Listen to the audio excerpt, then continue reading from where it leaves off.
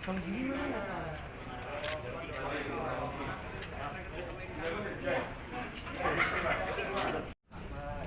Pak Sabar. Nah, oke.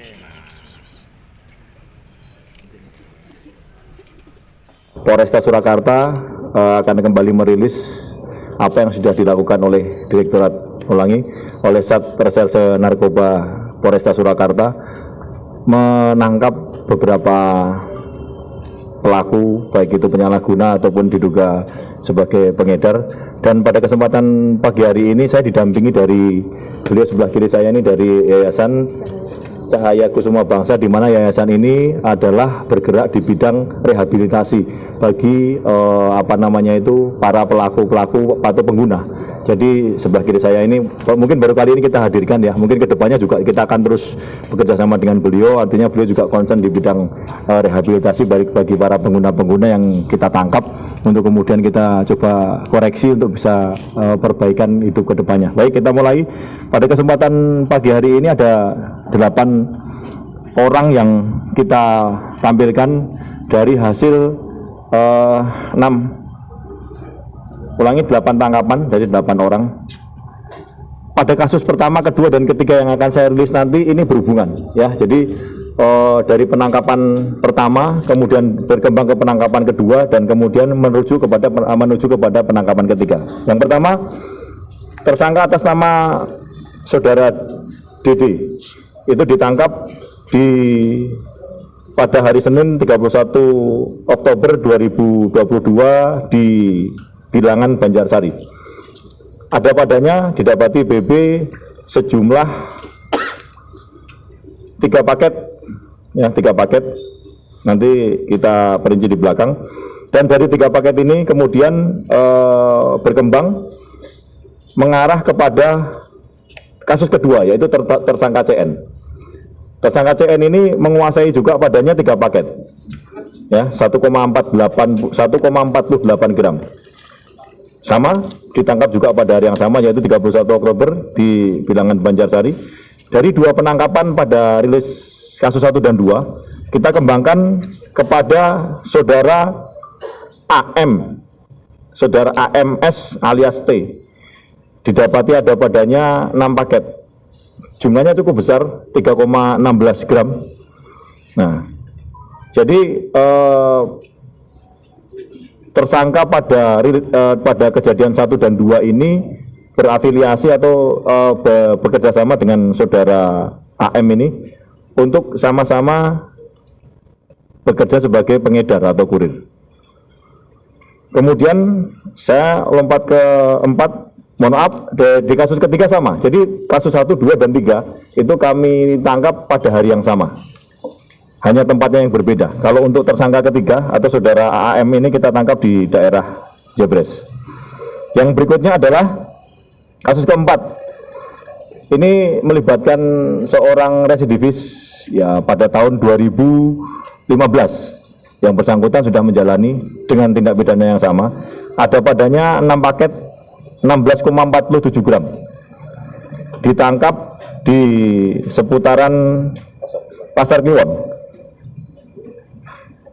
Sama dari 4 yang sudah kami sampaikan di depan, sumbernya masih dalam penyelidikan kami. Kemudian yang berikutnya kelima, yaitu Saudara E. Nah, Saudara E ini kita rekomendasikan untuk di TAT atau kita rehab karena yang bersangkutan merupakan pengguna. Ditangkap di seputaran Banjarsari dengan paket 0,39 gram. Kemudian yang keenam, ini sama residivis juga. Nah, ini cukup unik. Keenam yang 8 apa? Ya 8. Sorry, mohon maaf. Yang keenam ini juga sama residivis Saudara S ya. Di kurang lebih tahun 2018. Sama kasusnya yang dijalani juga hukumannya sama. Ada padanya 0,4 gram BB. 6 dan 7 ini sama penyalahguna kategorinya. Kemudian kita masuk ke ke-7, Saudara ABP. ABP ini ditangkap pada 7 November di Bilangan Lawean sama dengan tersangka nomor 6. Ada padanya PP-nya juga sama, yaitu kategorinya sebagai penyalahguna. Kemudian ke-8, nah ini cukup unik. Ke-8 ini adalah residivis yang baru keluar kurun waktu belum sampai 2 minggu. Ya, jadi sama menjalani hukuman yang serupa sebelum dia ditangkap. Ada padanya PP 1 paket 0,46 gram. Walaupun kategorinya di sini adalah penyalahguna, namun demikian yang kita sayangkan ya, yang bersangkutan baru saja keluar dari lembaga pemasyarakatan setelah menjalani pidana dengan kasus yang sama. Dia jalani selama 5 tahun. Ini 8 orang yang ada di belakang kami saat ini dengan 8 kasus dan 6 LP yang berhasil kita ungkap kurun waktu seminggu yang lalu. Saya waktu itu panik, Pak. Panik terus? Terus saya Panik kenapa? panik karena banyak orang yang ini mau menghampiri saya. Terus? Anda ditangkap lagi apa? Di ini Sedang apa? di atas motor. Di atas motor. Berarti Anda mau jalan atau lagi berhenti nunggu orang? Mau ngambil motor. Mau ngambil motor? Iya. Terus ditangkap sama petugas? Iya. Terus Anda melawan? Saya panik, saya mau ini toh. Mau kabur terus Ya. ini Melawan petugas? Ya, ditangkap petugas. tangkap petugas saya. Ya. Nah, terus Anda sudah berapa lama menjalani ini profesi ini? Ini baru, kalau ini dimintain tolong baru aja, Pak. Baru kali ini yang ketangkap maksudnya? Enggak, 3 kali. Oh, sudah 3 kali. Ya. Tahun mulai kapan? Mulai kurang lebih ya hampir 1 bulan lebih sedikit lah. Dapat duit berapa? Yang sudah lewat dapat duit berapa? Enggak pernah sih, kurang ya bahan. Bahan? Iya. Nah, terus buat apa jualan nggak dapat duit? Ya paling kalau butuh apa minta kita. Maksudnya minta siapa? Minta teman saya, Siapa temannya? Lala, Di mana sekarang? di Purwokerto. Kenal? Dulu kenal. Anda kenal? Kenal 14 tahun yang lalu. 14 tahun yang lalu. Kenalnya di mana? Kenalnya di ekspedisi, Pak. Ekspedisi. Jadi apa? Driver Dia jadi apa? juga. Oh, driver juga. Sekarang dia di Purwokerto. Iya. Kalau ketemu, Anda masih ingat wajahnya? Kalau ketemu ya mungkin masih. Yang ngasih barang dia? Iya. Nah, terus caranya ngasih barang gimana? Dia, bro, suruh minta tolong toh. Ya, Suruh mecah. Ya. Habis mecah suruh masang-masang gitu. ya barangnya dapat dari mana? Dari dia. Ya, maksudnya sampai ke tanganmu itu bagaimana?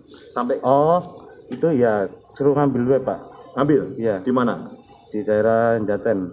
Ditaruh di mana? Di tiang listrik, Pak. Oh, di tiang listrik. Berarti Anda diarahkan untuk Iya, ke tiang diarahkan. listrik itu Iya. ngambil. Iya. Ini barang ini. Betul? Iya benar. Oh, itu diambilnya di situ. Iya. Oke. Terus setelah itu suruh pecah. Iya suruh pecah masang-masang gitu. Nah, jumlahnya berapa masing-masing? Yang pertama, yang ini. Ya. Yang ini kurang lebih masih ada ya 16-an gram mungkin ya, Pak. Oh, gitu. Masing-masing plastik 1 gram. berapa? Yang 1 gram. Harganya berapa dijual? Kurang tahu saya, Pak. Loh, kok nggak tahu? Yang jualan kan siapa? Teman saya. Ya, terus Saya suruh masang-masang gitu. masang-masang dok? Iya. Nggak dikasih duit? Dikasih, Berapa? Pak. Ya terkadang dikasih 300. Satu plastik dapat 300? Enggak. Sekali masang dapat 300? Uang jalan. Uang jalan? Iya. Oh, berapa satu paket yang sudah terjual dikasih berapa? Kalau itu enggak tahu saya, Pak. Oh, nggak tahu. Sudah pernah dihukum dengan kasus yang sama? Sudah Kapan? 2017 atau 18. Berapa lama?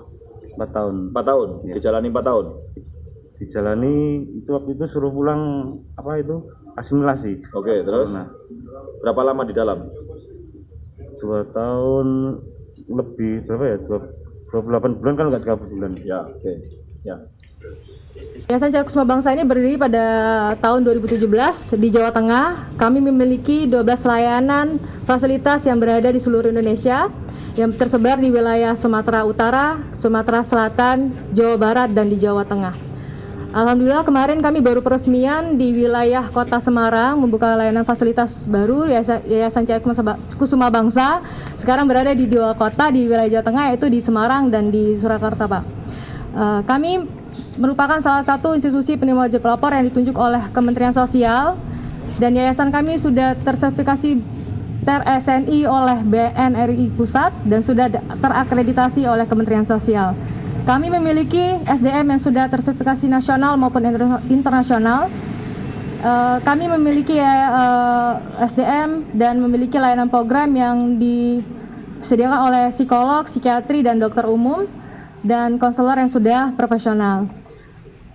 Lalu kami berharap dengan adanya kerjasama ini dengan Polres Surakarta agar kami dapat bersinergi dan membantu tugasnya kepolisian dalam merehabilitasi narkoba untuk para pecandu, korban-korban penyalahguna di Surakarta.